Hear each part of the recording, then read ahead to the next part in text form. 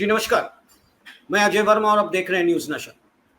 आज हम आपको ऑपरेशन सिंदूर के फॉलोआउट्स पे ले जाते हैं।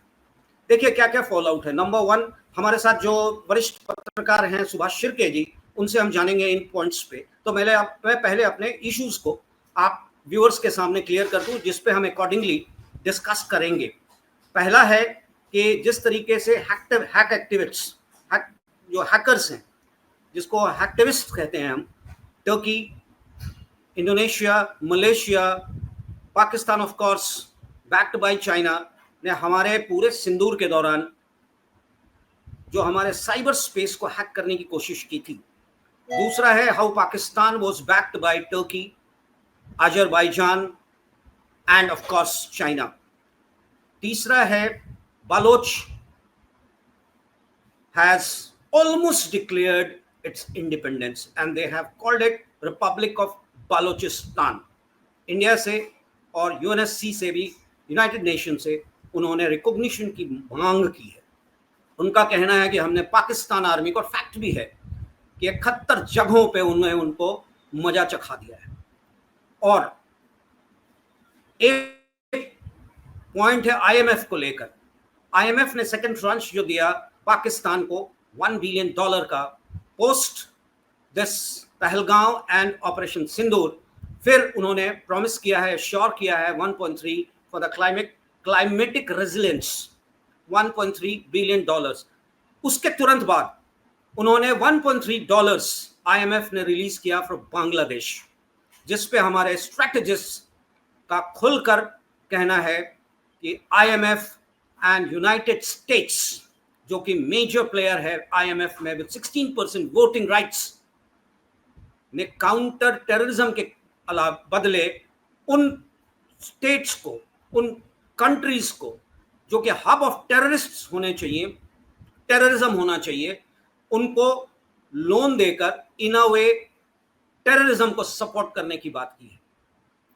यही दो कंट्री हैं आज की तारीख में देखा जाए तो they are creating terrorists who are operating or are likely and being creating problem for India. Balochistan ने तो खुलकर कह दिया है कि Pakistan should be declared a terrorist state and has asked India to demand for it. चलिए आते हैं सुभाष जी से। पहले हम सबसे पहला मेरा सवाल होगा कि ये टूरिज्म जो आज की तारीख में हर बंदा सस्ते चीप टूरिज्म, टूरिस्ट स्पॉट्स खोजता है तो अजरबैजान सामने आता है। टर्की भी बड़ा ग्लेयरिंग और अट्रैक्टिव टूरिस्ट स्पॉट है इंडियंस के लिए। डिमांड आया है कि we should abstain from going to Azerbaijan, abstain from going to Turkey. The tourism को बंद करो इन दोनों देशों के लिए, जैसा कि मालदीव्स में हमने किया था। मालदीव्स को भी वापस आना पड़ा अपने पॉलिसीज को चेंज करके। पुणे का भी एक इंसिडेंट आया है, आप डिटेल में बताएंगे। जी सुभाष जी।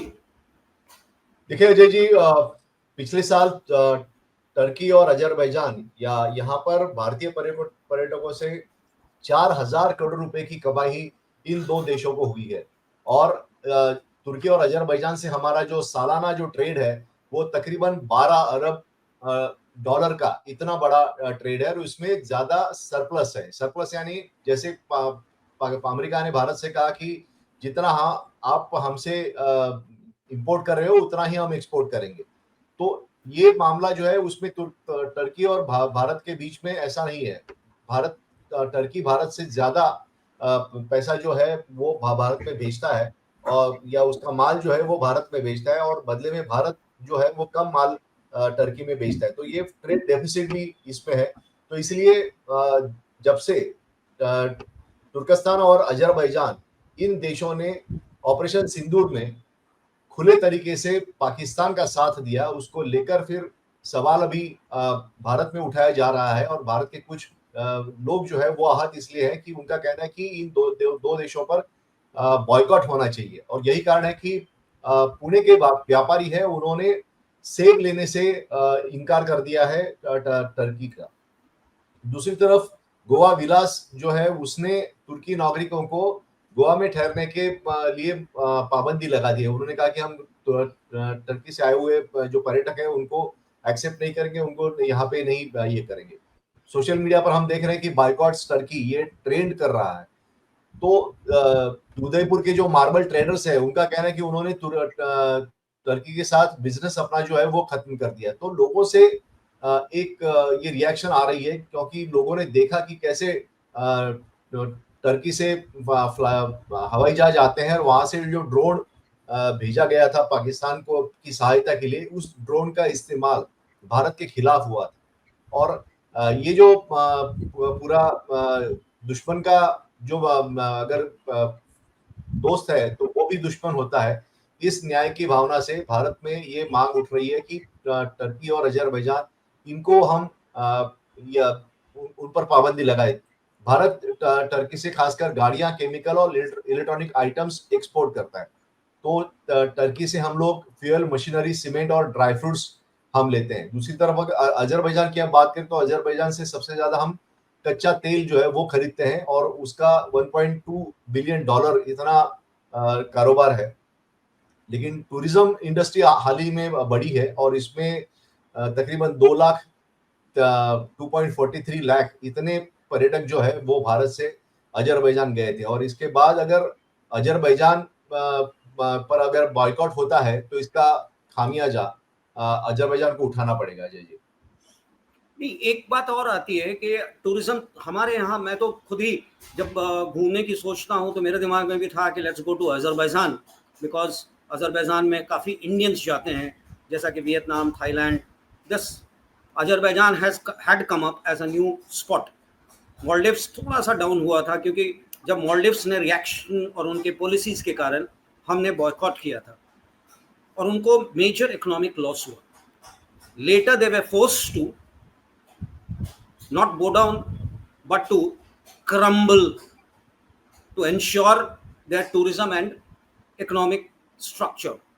क्या अजरबैजान के साथ भी मोरलेस हमें करना चाहिए बॉयकॉट अजरबैजान, बॉयकॉट टर्की? क्योंकि देखिए हमारे देश पे जो टेररिज्म, जो टेररिस्ट हब है, जो टेररिस्ट को सपोर्ट करता है पाकिस्तान, अगर आप पाकिस्तान को सपोर्ट कर रहे हैं तो फिर हमारे दोस्त तो नहीं हो सकते।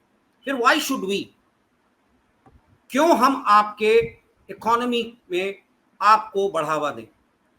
हमारे टूरिज्म से आपका बढ़ता है, इंडियंस का। मुझे लगता है कि आपने जैसा कहा सही है, इंडियन टूरिस्ट पिछले 4-5 सालों में Azerbaijan had become a very lucrative and a very lucrative from their point of view, attractive from our point of view, tourist spot। दूसरी तरफ जो बातें आ रही हैं कि जिस तरह से हैक्टिविस्ट्स की बात होती है, हैकर्स, हम एलओसी पे लड़ रहे थे, हम टेररिस्ट के खिलाफ रिटेलिएट कर रहे थे, उसी समय हमारे साइबर स्पेस को अटैक किया गया। और अटैक करने वाले जो बातें आई हैं, अब ये प्रूव करना थोड़ा मुश्किल होता है, बट जो फैक्ट्स के साथ जो सोर्स बेस्ड है कि पाकिस्तान तो ऑफ कोर्स है ही है, Turkey, Bangladesh, Malaysia and Indonesia with backing from China, because technology China का है। तो why don't we declare a kind of an official boycott?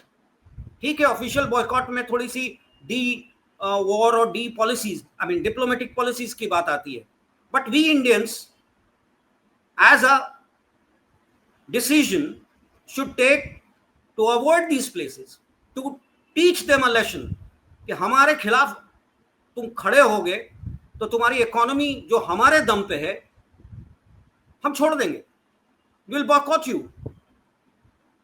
जी सुभाष जी, आपका क्या कहना है? Do you agree?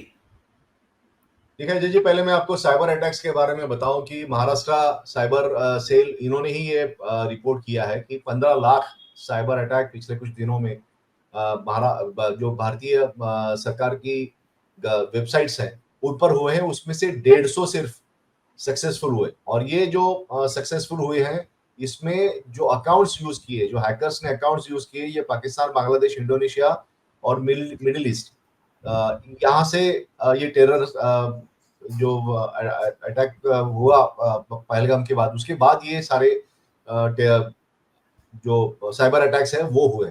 उसमें ये बोला गया है कि ये पूरा जो हैकर्स है उसमें Pakistani cyber force, team insane PK, mysterious Bangladesh, Indo hacks sec, cyber group, hawks, national cyber crew, ऐसे ऐसे नामों से इन्होंने ये अटैक किए हैं और इसको विफल करने के लिए बहुत समय गंवाना पड़ा महाराष्ट्र के जो साइबर सेल्स है उनके, और उन्होंने ये पूरा 15 लाख जो साइबर अटैक्स है वो झेले, लेकिन उसके बावजूद भी 150 जो स्ट्राइक्स है वो सक्सेसफुल हुए। इसका मतलब ये है कि एक कोऑर्डिनेटेड एफर्ट्स जो है वो इन देशों के जरिए किया गया है और इसका माकूल जवाब जो है वो भारत को देना चाहिए। अभी सवाल ये पैदा होता है कि ये कैसे कैसे होगा, तो इसमें दो तरह की चीजें हैं। एक तो भारत ने इसका डिप्लोमेटिक लेवल पे तो जवाब देना होगा, लेकिन भारत के अंदर भी हैकर्स है और ये भी उसमें सक्रिय होंगे और मुझे लगता है कि इसका हमें जानकारी नहीं होगी, लेकिन इस जो अटैक है इसका जवाब भी उनको दिया गया होगा। तो ये मुझे लगता है, लेकिन सबसे ज्यादा ये है कि एक चाइनीज हैकर्स का जो एक बड़ा फोर्स जो है वो पाकिस्तान को इस समय मदद कर रहा है, ये भी हमें भूलना नहीं चाहिए। और आप हमसे जुड़े रहने के लिए सब्सक्राइब करें YouTube पर, फॉलो करें Twitter पर और लाइक करें Facebook पर। और ज्यादा जानकारी के लिए आपको टाइप करना होगा सिर्फ न्यूज़ नशा।